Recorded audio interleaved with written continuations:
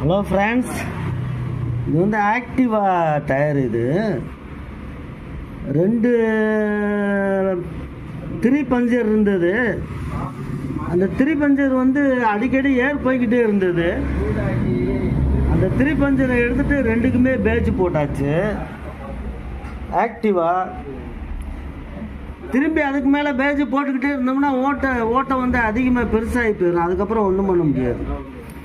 அதுக்காக அந்த 2வது வட்டம் 3 போட்டாங்க. 3வது போட வேணாம்னு சொல்லிட்டு எடுத்து 2மே பஞ்சர் ஒட்டியாச்சு, பேட்ச் போட்டாச்சு.